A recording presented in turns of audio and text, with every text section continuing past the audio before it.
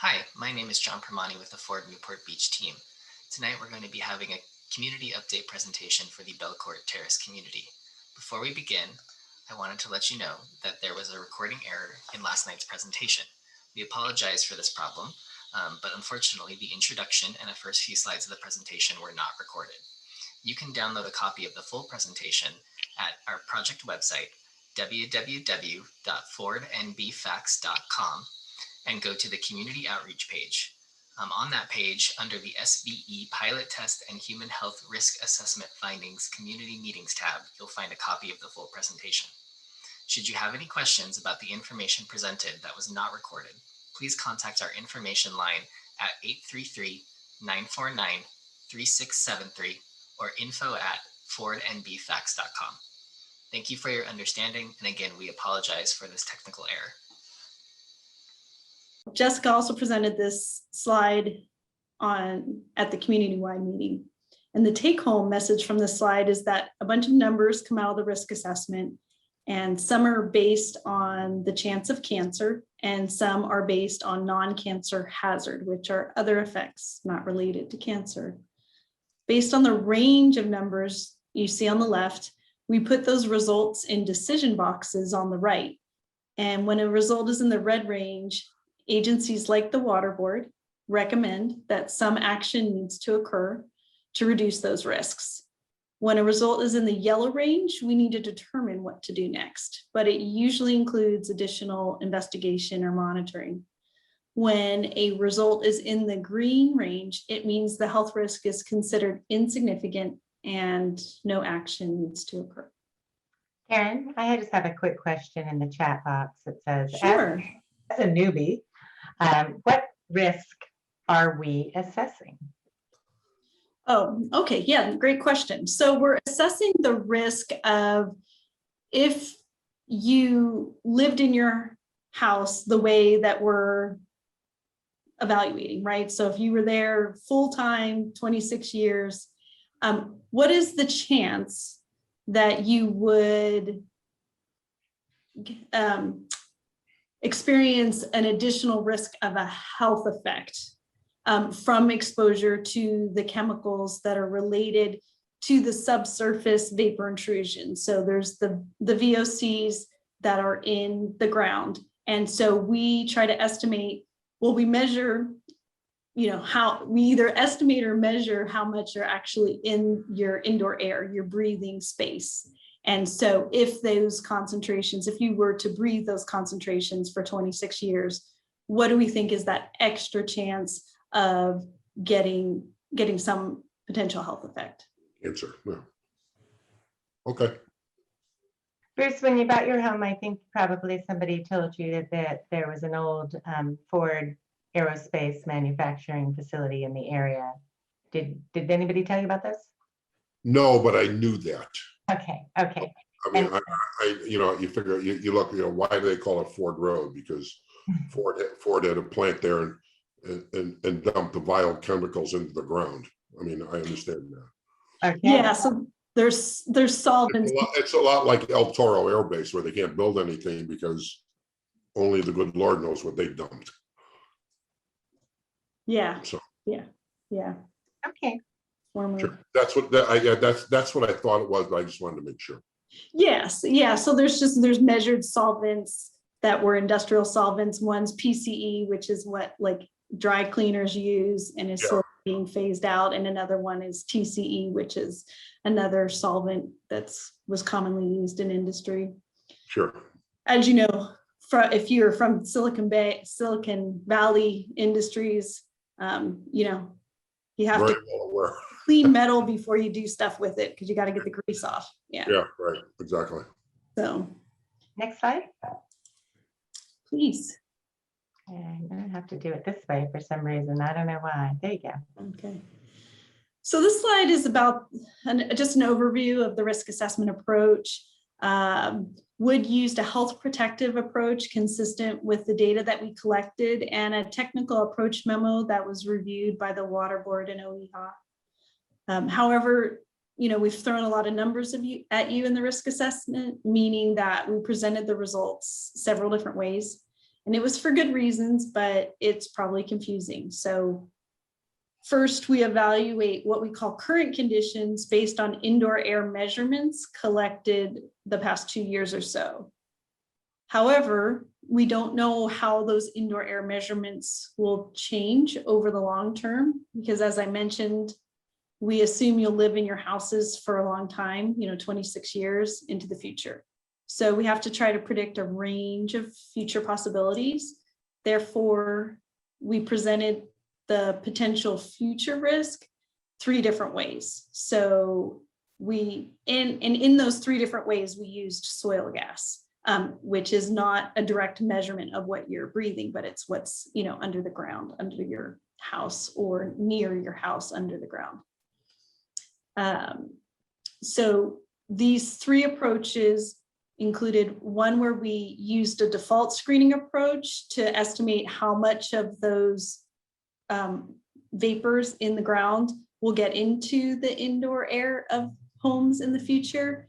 And it was based on a US EPA approach that was developed from a nationwide database. And that approach is the most stringent. And then we also used a multi-parcel wide approach, which was based on data that was collected in your neighborhood. And we used this approach in Wood's recommendations on next steps, and we thought it was the most appropriate and still health protective for decision making. And why did we think it was more appropriate? Well, the data collected in your neighborhood is larger and we think more relevant to your houses than the nationwide database. That nationwide database only had 4 houses with similar slab on grade construction and soil gas collected in a similar manner to your neighborhood. And in fact, California agencies are compiling data from investigations like the one in your neighborhood to come up with a California specific number instead of only relying on this nationwide database. And lastly, we also presented a 3rd scenario for potential future risks, and we called it a building specific evaluation, meaning we used the data collected from your building or near your building instead of the data for the whole neighborhood to predict what might happen in the future.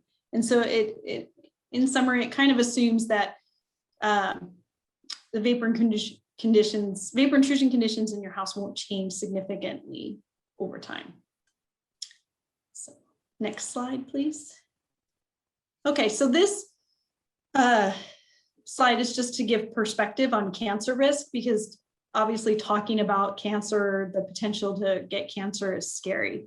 So when we're talking about cancer risk, we're talking about chance.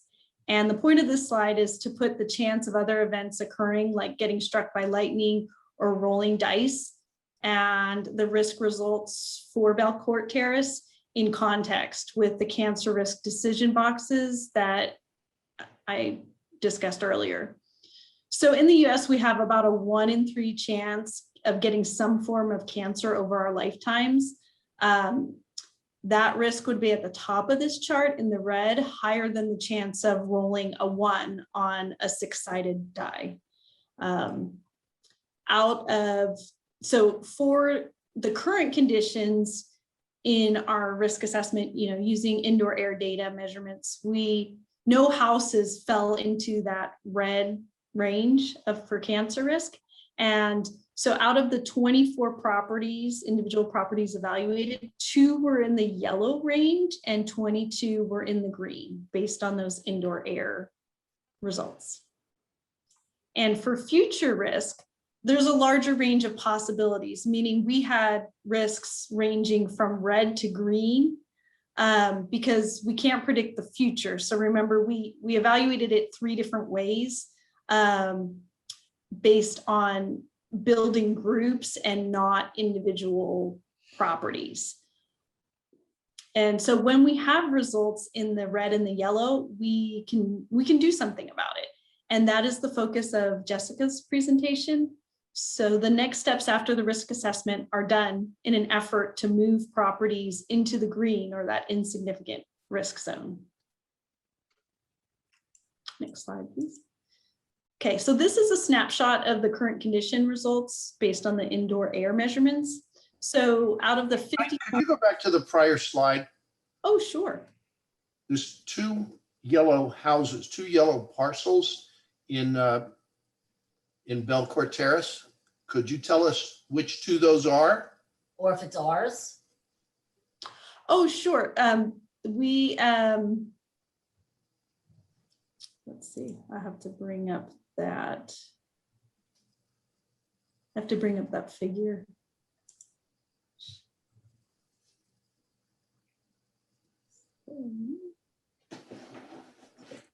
Give me one moment. I should have had the whole report open. And just to chime in, Karen, while you're pulling up that figure, these risks are based on the indoor air results. So all folks who've had indoor air sampling, we send them results letters, and folks who have fallen into that yellow range have been offered air purifiers as an interim short-term measure that can be used to bring the concentrations down. So if you've had your home sampled and you weren't offered air purifiers, you would know that you're not in that yellow or red range, you're in the green range. And if the opposite is the case, you've been offered air purifiers, that means your home might be in that yellow range. But did the two parcels who fell into the yellow range, did they accept the air purifiers? And did the result of the air purifier adjust them, move them from yellow to green? That's a great question. So one house did accept the air purifier, correct, Daniela? And it did decrease. It did decrease the results. It was still in the yellow and it didn't quite make it to green for that house. Yeah, and we actually offered 3 homes air purifiers because the risk assessment hadn't been fully complete, as we're collecting this data. So we proactively, if you were kind of on the borderline of even being close to that yellow range, we offered actually 3 homes air purified. And as Karen said, 1 accepted, and we've done sampling after, and their concentrations did reduce, although not out of that yellow range. All right, Oh, thank you. and Tracy, can I share my screen? Of Or course you can. Won't it be in that figure, Karen, in the map? slide? No, that not Not the current, yeah. sure, that's not current. Come on, we're all friends. You can share with us.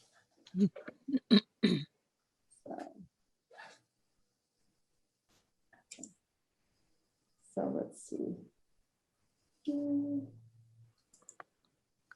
So this is a figure called figure 7 in the risk assessment, and you'll see there's the different properties are colored different colors, and we used labels to maintain some aspect of privacy. So you'll see that there's just numbers.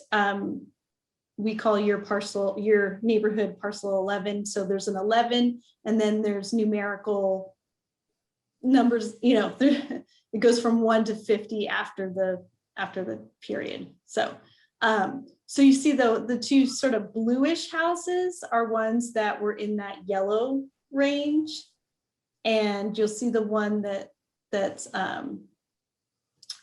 crosshatched here had an air purifier. And so we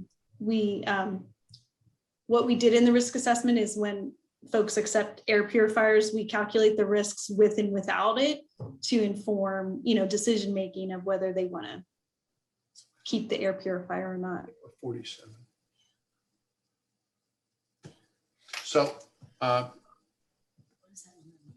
so what is the difference? We have blue, we have green, we have gray. What's the difference between blue, green, and gray? Yeah, so the gray means that those properties did have some indoor air results, but not enough for us to do a risk assessment. We had a threshold of needing at least 2 rounds of indoor air sampling in 2 different seasons, so usually about 6 months apart, to do the risk assessment. And so those gray ones are not,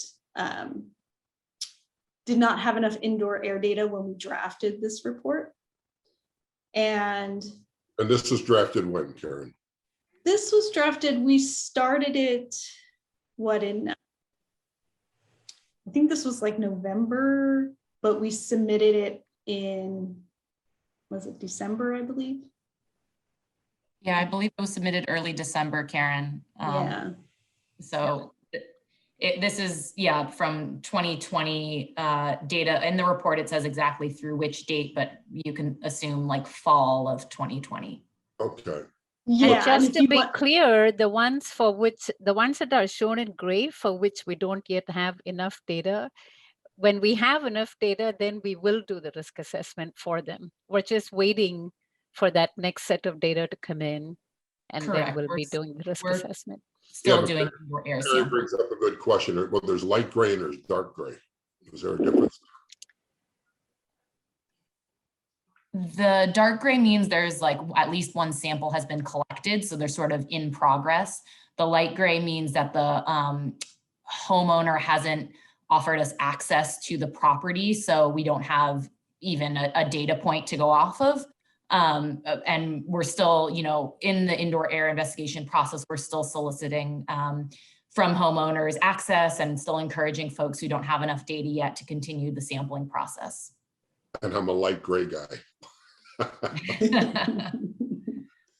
We can get you the documentation to get Yeah, sort of well, to get your air sampled if you're interested. Yeah, I am. Yeah, and those, so you don't have to wait for a risk assessment to be completed to get your results. We do send out results letters every time we do another round of indoor air samples. So you get a letter instead of this, you know, 170-page report. Yeah. Super. And this is Mike. If I could just add that there was a significant delay due to COVID-19 and the indoor restrictions that were placed upon us. So I think a lot more of these would have a color other than gray if COVID hadn't hit. Mm-hmm. That's fair. Definitely. I wish I could understand the scale. The scales that are here, they're in the middle under the explanation section. Which ones are the most problematic? So the ones that are blue are in that yellow range. So those are the most problematic of the. It's really odd that, I mean, if you look at 1143 as an example, that's way over there to the right. It's not near anything else that's problematic. It's odd. Why is 1143 and 1113, which are not even close to each other, why are they the most problematic? It just seems really an odd result in the map. So, Perry, let me give a little insight on that one. One of the things that may contribute to that is historically there was a drum storage area at the northern end of the former Ford facility. And so from that, they could have, and that particular location has a different contaminant in indoor air than the one on the other end of the property. And it could be a result from a release there or one of the operating buildings in the northern portion of the former facility. And then you had the other activities that went on that were more central and closer to Country Club, and why you can see that distinct separation there. That's great. That's very helpful. Thank you, Jessica. Yeah. Yeah, and I think these, what we call these concentration contour lines might, you know, are consistent with what Jessica's saying, is that sometimes it may be a different contributing chemical that's driving the risk. So you see a little bit higher concentration. This purple line is PCE, the dry cleaning chemical. And then over here, we have more TCE. And so there might be, the different chemicals might be distributed in the subsurface a little differently. And often what is problematic in indoor air that we spend a lot of time trying to evaluate is when we measure indoor air, we do sometimes pick up other VOCs and sometimes the same VOCs that are in the ground. They can be complicated by other indoor air sources. So when we do indoor air testing, we will say, oh, please don't wear or bring home dry cleaning. You know, there'll be a checklist that we go through, because we do see this happen where we will see spikes in the chemicals we're looking for in indoor air from, say, certain like, you know, hobby products or glues. You know, there's a lot of things that actually do have some of these chemicals in them that can throw off the results. And so sometimes that's why you'll see a hodgepodge, and it won't really track with what we're expecting to see as far as the spatial extent. I think some examples of those indoor air sources we've seen so far has been candles and hobby glue, right? Yep. Scented candles.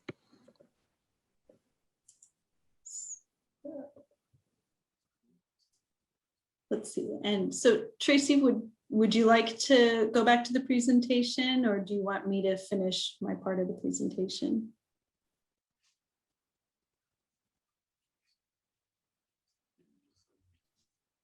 Oh, there we go.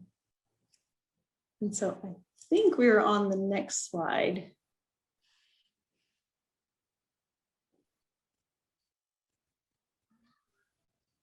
And so this is just a synopsis of the indoor air based assessment on current conditions, where there's 50 homes, 40 have had indoor air data collected. So they're a mixture of the gray and the colored properties. And then 24 had those two sets of indoor air data, you know, as of last fall, when we started the risk assessment.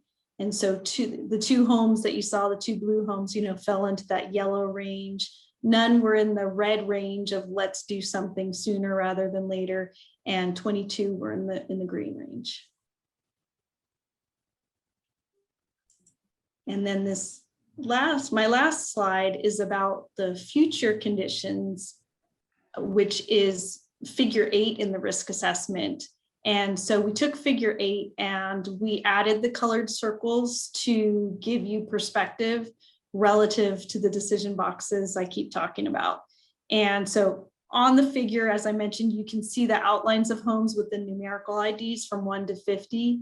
And like I said, those were just done to maintain privacy, but you can figure out, you know, which house you live in.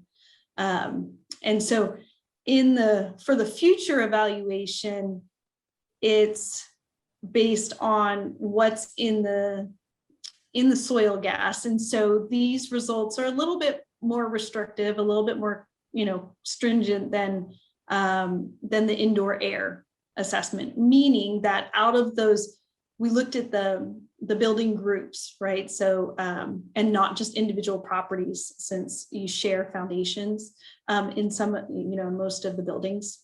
And so out of the 27 buildings evaluated, 14 buildings were in the green based on soil gas, and 7 buildings were in the yellow, and 6 were in the red.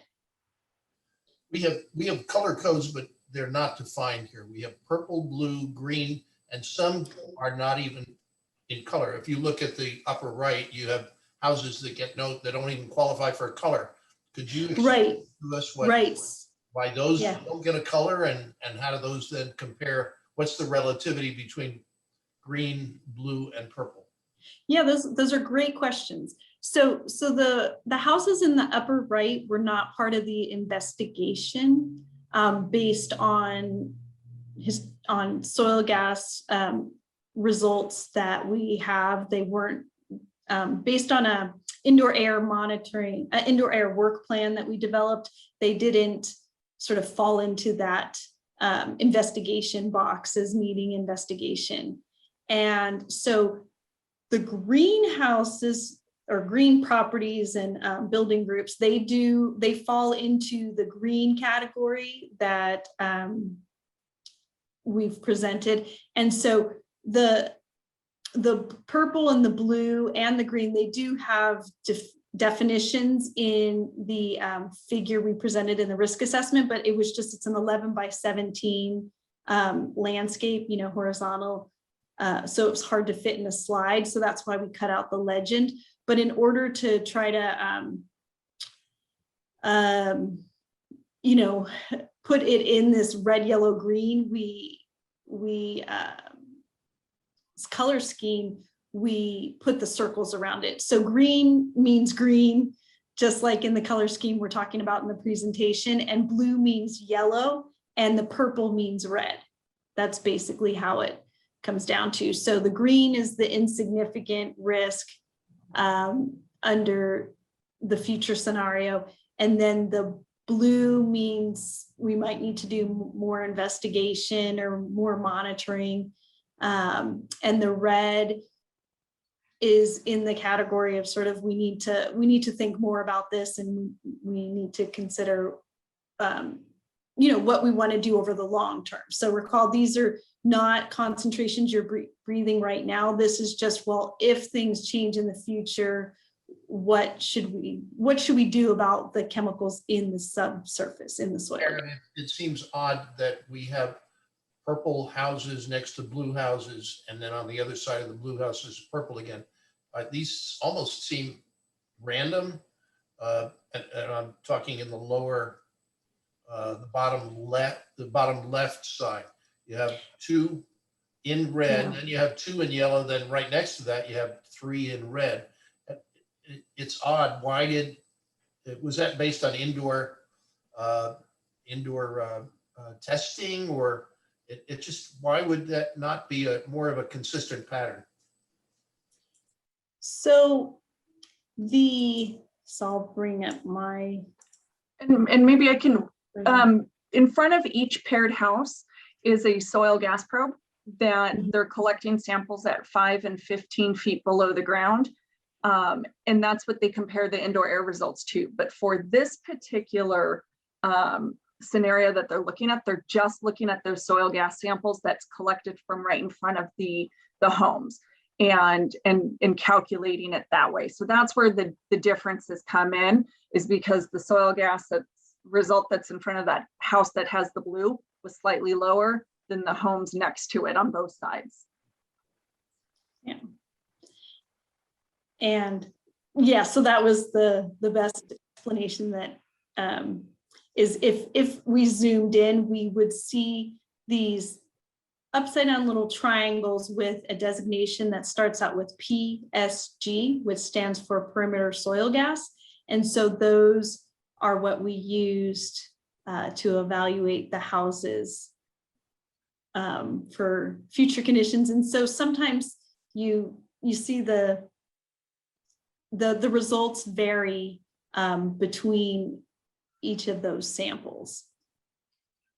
And so our thought is, like, there is a little bit of a spatial difference where on that lower left or southwest corner, that is the contribution of TCE, and then we have a little bit of a localized higher concentration of PCE on the lower right.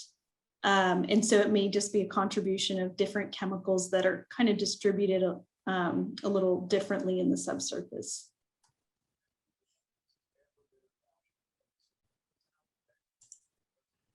And so and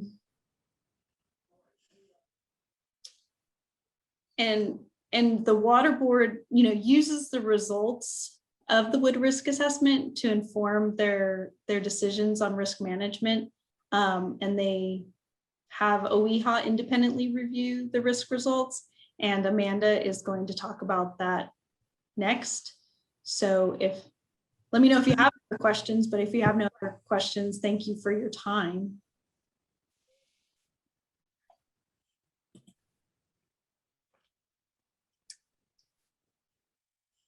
Amanda's going to be sharing slides in just a moment.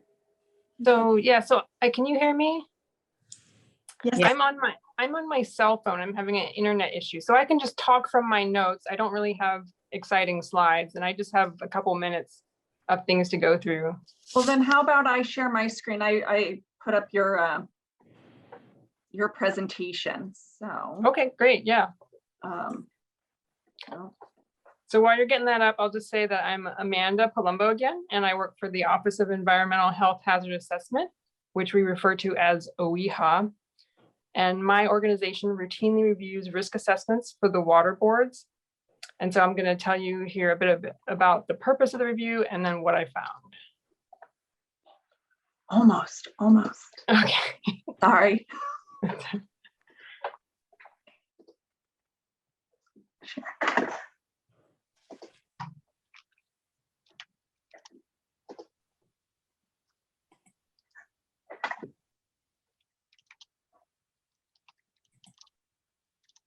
Okay, so the purpose of the OEHHA review is to check whether the risk assessment is reliable for Jessica and the water boards to make decisions about the sites. And part of this is making sure that it's health protective. During the review, I usually check that the calculations are correct and the resulting values, and I explain any differences. I also check that the sampling data are representative of the exposure conditions, and I point out uncertainties, for example, if not enough samples were taken.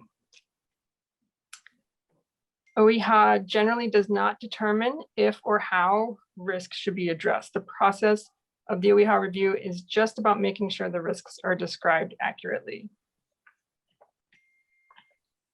Okay, and so for my review of the assessment of Belcourt Terrace, in general, I found that wood followed appropriate guidance and the calculations were correct.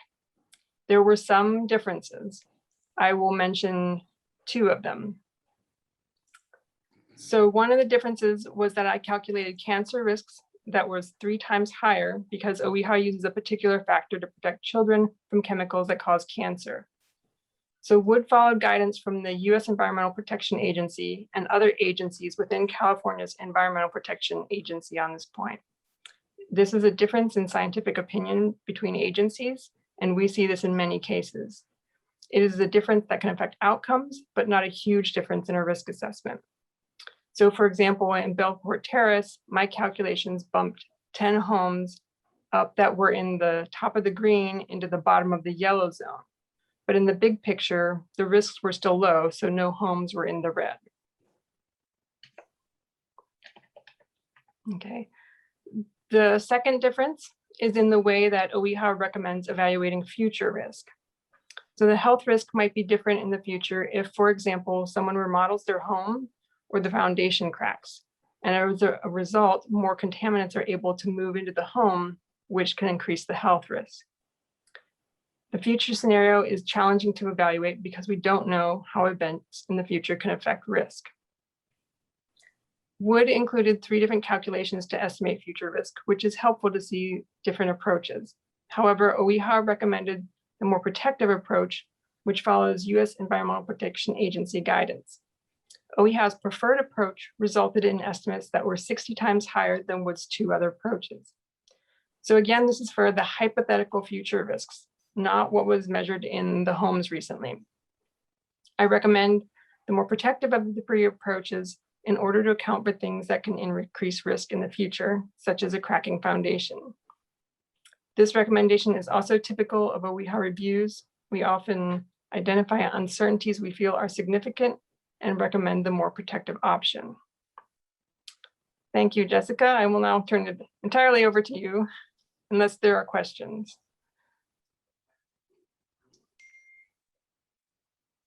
Okay. Well, if there aren't questions, I'll get started on my part, but feel free to interrupt and ask questions along the way. So for the water board response, we evaluated the results from the risk assessment that Wood prepared, and then the comments and results from OEHHA's review. And based on that, we considered the current risk and hazard results and the future risk and hazard results for the next steps. So first, I want to talk about the current risk and hazard, which did identify vapor intrusion is occurring at a couple of properties. And I'll discuss those ranges on the next slide. And then the second conclusion is acknowledging the unknown future conditions, such as building modifications and or the degradation of a building foundation that may increase vapor intrusion in the future. And I'll also talk a little more on those results and the next steps in the next slides. So first I want to discuss results, what these ranges that were calculated mean, and how it informs our next steps. So first, in talking about current risk and hazard ranges, that is calculated from indoor air samples. Just a reminder, when I am talking about risk, I am referring to cancer risk, and when I mention hazard, I'm referring to the non-cancer health effects. And again, these calculations assume you are in your home 24 hours a day, 350 days a year over a 26-year period. So the current risk and hazard ranges fall both in the green to yellow areas, meaning homes that don't have an exceedance in indoor air, those are in the green area and there's no immediate response action needed. For homes that fall into the yellow area, they were already offered temporary mitigation measures, but that information really just lets us know that a longer term solution is necessary, whether it's remediation or mitigation. And then for future risk and hazard, these ranges are calculated based on soil gas concentrations. So what is below the ground surface? And at the beginning of the presentation, Wood mentioned that they calculated future risk scenarios in 3 different ways. One of the 3 different ways is the most protective scenario they calculated.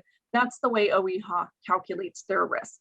And it's important to note that these future risk and hazard calculations are also not guaranteed.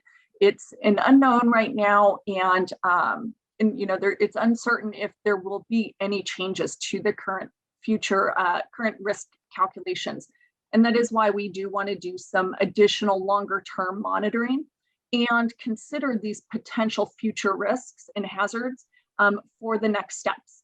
So the ranges that I'm going to discuss are from OEHHA's calculations. And again, they assume you're in your home 24 hours a day, 350 days a year over a 26-year period. So here, the future risk and hazard ranges from yellow to red. Therefore, the Water Board evaluates the current risk and hazard ranges to determine the most appropriate next steps. The potential response actions in this case could be monitoring, remediation, or mitigation.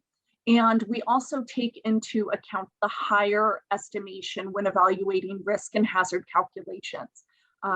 An example of what we do with these results for homes that have a future risk that's in that yellow area, but the current indoor air results keep that home in the green. Something that would probably be the most appropriate path forward would be a longer term indoor air monitoring, just to make sure vapor intrusion doesn't increase in the future.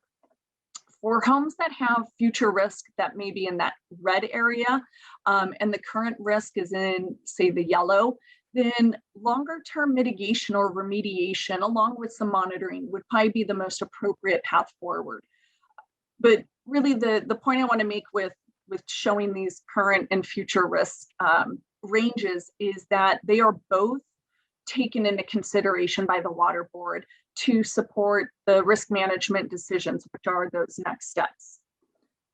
So from the risk assessment report, we identified the need for long-term mitigation and or remediation in some areas, as well as the need to conduct some longer-term indoor air monitoring.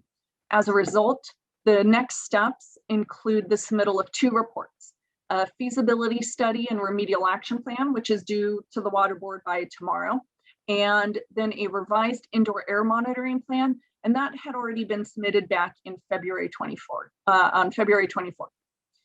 So for the feasibility study and remedial action plan, this is a comprehensive report that looks at 3 main items.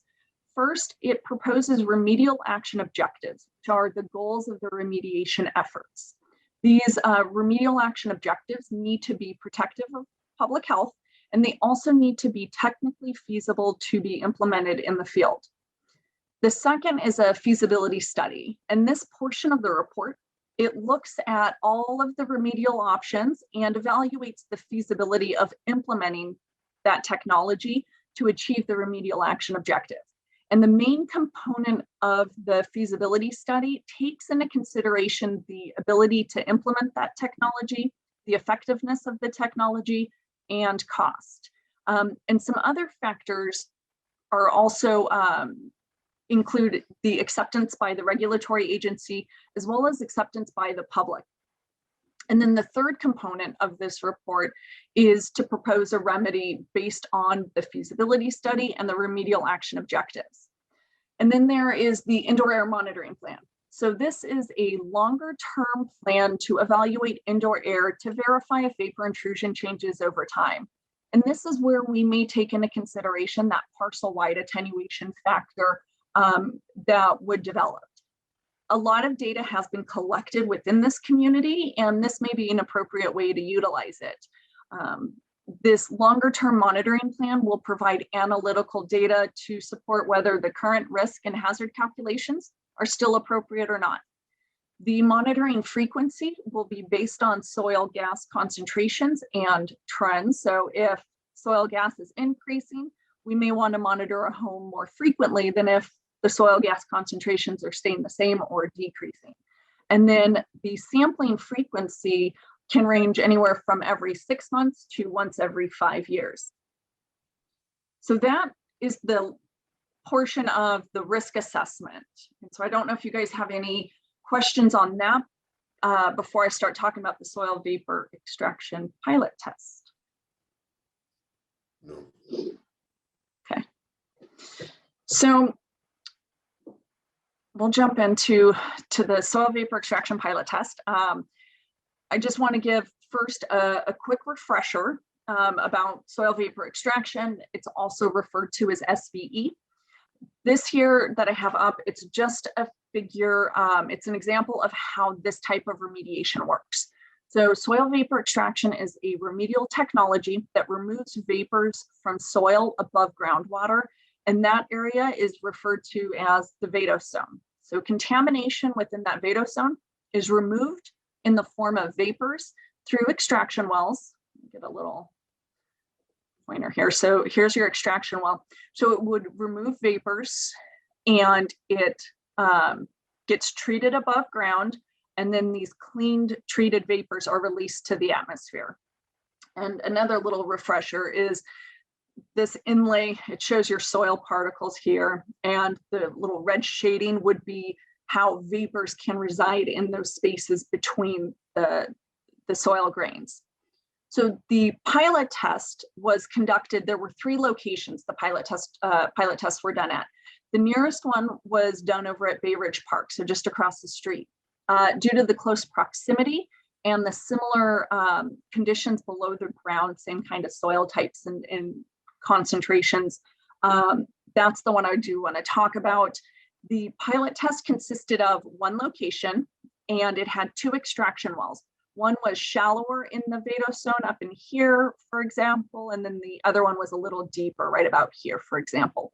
The pilot test ran for a total of 15 days, and during that time, nearby soil gas probes were monitored, and they were monitored to look at 2 main things. First was to evaluate vacuum pressure to see if and how much effect the extraction well was having. And then second was collecting soil vapor data from the extraction well and those nearby soil gas probes, both before and after the pilot test. And the data that was collected was used to evaluate, 1, the radius of influence, which is how far does the vacuum from the extraction well reach, both laterally and vertically. And I have that identified on this figure with that green elliptical. And then the other thing is how much contamination is removed. So first, I want to talk about radius of influence. And again, that's how far does that vacuum effect on an extraction well reach. Industry standard radius of influence of a typical site is about 20 to 50 feet would be considered satisfactory. For this site, the shallow extraction well had a radius of influence of 72 feet, and the deeper extraction well had a radius of influence of 68 feet. So Here is an example. You have your extraction well at the center, and this green circle just indicates how far that vacuum effect reaches.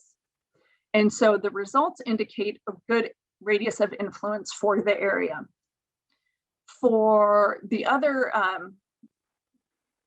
thing that is looked at would be how much mass is removed, which is that contamination, how much is taken out from below the ground surface. So industry standard for a typical site suggests that mass removal of 1 pound per day or greater at the start of soil vapor extraction is satisfactory. During this pilot test, a total of 0.23 pounds was removed in the 15 days, which ended up being 130 hours of operation. And those results are consistent with the lower VOC concentrations that are detected in the subsurface at this area. So the results of the pilot test are used in the feasibility study when evaluating the best remedial approach for the site. And I mentioned a few slides ago that the feasibility study does take into consideration the ability to implement the technology, the effectiveness of the technology, and cost, as well as acceptance by the regulatory agency and the public. Now, for those of you that were at the public meeting back in November, you may remember my little analogy of the effectiveness of soil vapor extraction based on soil type, and I compared it to the milkshake versus the slushy. So for the soil type below the ground, the radius of influence results indicate slushy. It was favorable based on that particular metric. But for the mass removal rates, those results, I kind of compare it to that almost finished slushy. You suck on the straw, but you don't get much from it. So in that regard, SVE may not be as favorable. But these are the considerations that are important in a feasibility study when determining the best remedial approach for the site. So just to summarize, the risk assessment results help support risk management decisions. That feasibility study remedial action plan is due to the water board by tomorrow. And the pilot test results are used to help, are used for that remedy evaluation when they're looking at all the different remedial technologies. And our response will be pending. It will take a couple months to get that response out. And once we have had a chance to review the feasibility study and remedial action plan, we will host a meeting with just Parcel 11 with the Belcourt Terrace community to discuss it and receive any public feedback and allow for a public comment period with that. And so then for additional information, we have GeoTracker, which is the state's database where all of the analytical data and reports are uploaded to. There is LIRIS list. And again, this is a water board email notification list that you can subscribe to get email updates, such as when the next community-wide public event is.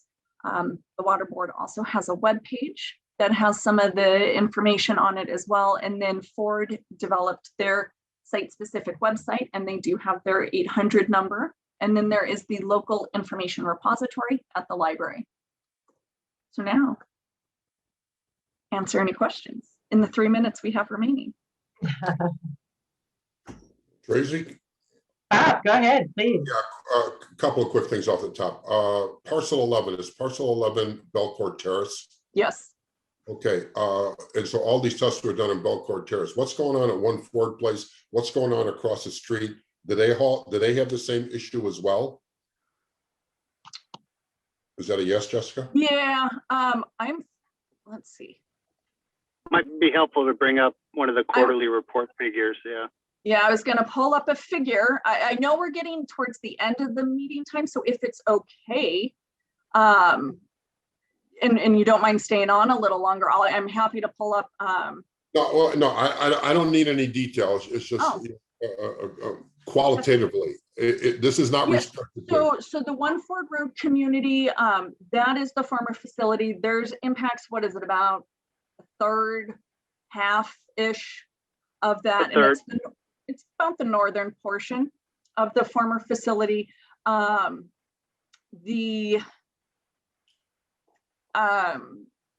Bayridge Park, which is across the street Yeah. on the west side of Belcourt Country Terrace. Club, Yeah, or, yeah, that area as well. And then to the north, if I have a map. Newport North. Newport Yeah, North Corsica apartment homes. Villas, Newport North apartment homes. We're okay, doing Alright. investigations there.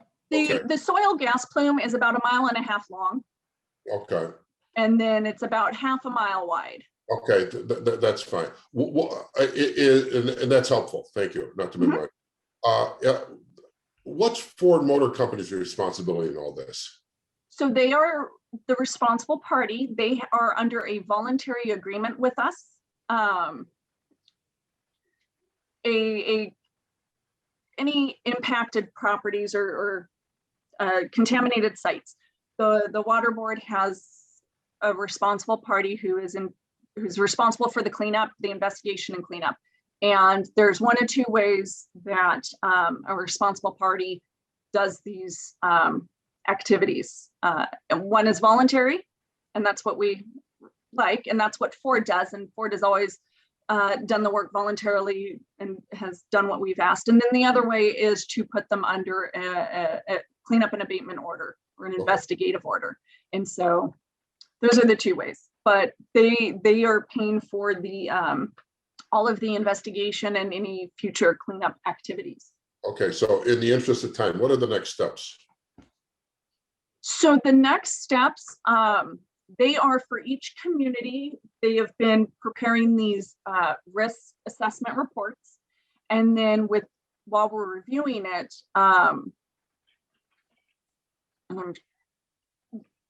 so when we review the reports, from there, we're making those next decisions. So the next decisions here for Belcourt Terrace, they're submitting this feasibility study remedial action plan and a longer term indoor air monitoring plan. So we're going to still continue to look at indoor air because not the entire area needs to be remediated or even mitigated, a small portion. And that's what's going to be laid out in that feasibility study and remedial action plan. And then for the parts that don't, we want some longer term monitoring. But for reference, and I know this is, you guys can see my screen.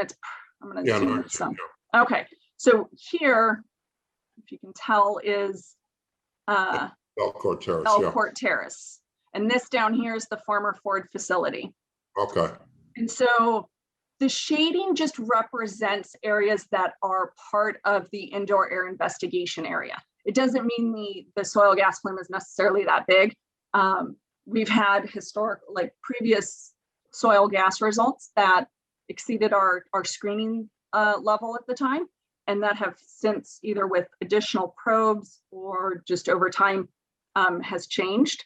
It's gotten smaller, but any place that's been offered indoor air sampling doesn't get that offer taken away. Okay. Okay. Perry, did you have any questions? Oh, I had lots of questions. Are you having a similar presentation with Belcourt Master or with One Ford Road people? So for this one, not yet. Each community is having their own risk assessment report. And so once we've reviewed the risk assessment, then they will have their own specific community meeting to discuss their risk assessment results. Okay. All day long, there was I think it was a Jones truck out in front by my driveway today. Yeah. And yeah, they were recently doing we have that, we ask Ford to sample those perimeter soil gas probes 3 times a year. They need to be sampled frequently enough to compare the indoor air results to. this is just a regularly scheduled assessment? Yep. Okay.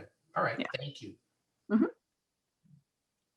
I'm going to it's a little after 7. We're happy to stay as long as you like. We're in absolutely no hurry. So if you have questions, please feel free to ask them. Bruce, Bob, excuse me, I'd love to get your number and contact information. Can you put it in the chat box for me so we can follow up to do indoor air testing at your place? Certain, great, thank you. Is there any chance that there'll be any written reports provided to homeowners or upon request?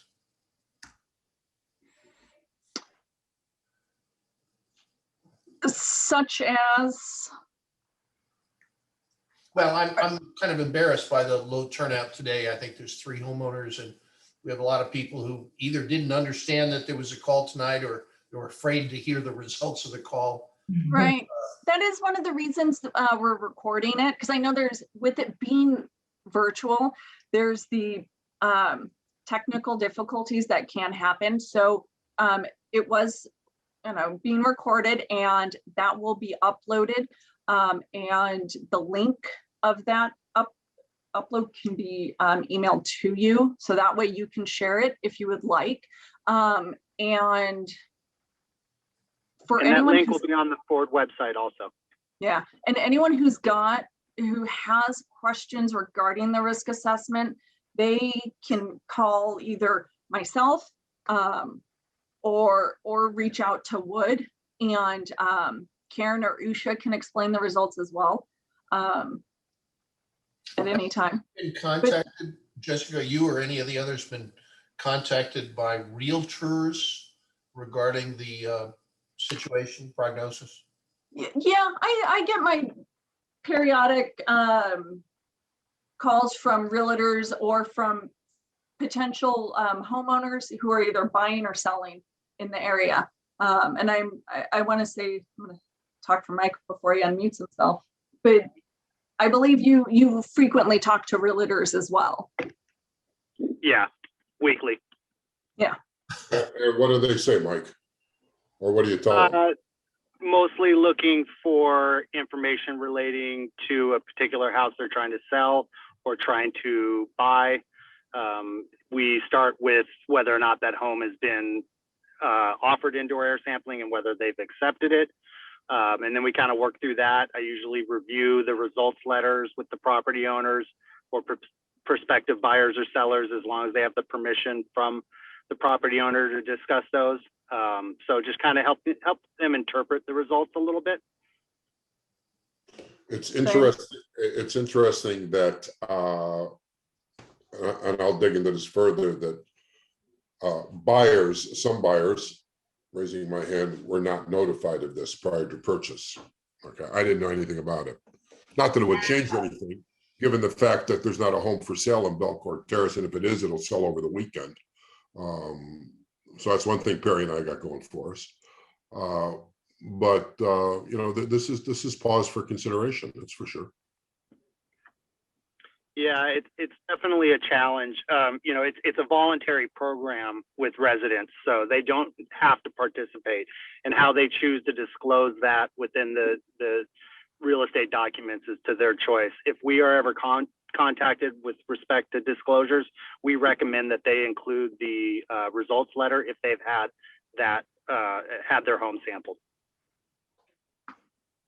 Very good. Thank you. Yep. Okay, other thoughts or questions? When do you expect our next meeting might be, Trace? September, I believe. Well, it will be. We are gonna, we've got the feasibility, to talk about the feasibility study and remedial action plan. That'll be just for Belcourt Terrace. That's gonna be in, I believe, September, but we are having a community-wide meeting to just talk, kind of give a project update. And that is gonna be at the end of July. I think it's July 29th, and fingers crossed, it will be in person.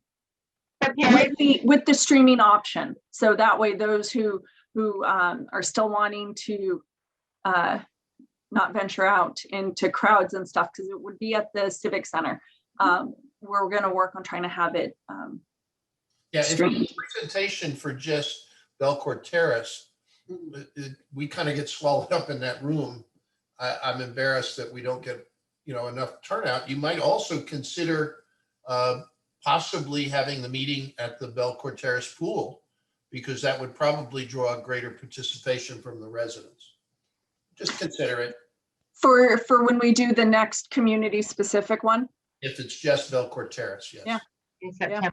Yeah. Okay, all right. I like that idea. Yeah. I was curious, Perry and Bob, would you actually go to an in-person meeting in late July? Sure. You'd be comfortable with that? Yeah, absolutely. I've had my shots and I'm ready. Okay, that's a pool of two. Good. All right. Thank you so much for your time. Anything else that anybody wants? I have, Bob will be following up to, Danielle will be following up. I appreciate it. Thank you. And we appreciate your time and your interest. We're available anytime you have questions, and I wish you the best for the rest of the evening. Very good. Thank you, everybody. Good night, everybody. Bye. Thank you. Bye. Bye-bye.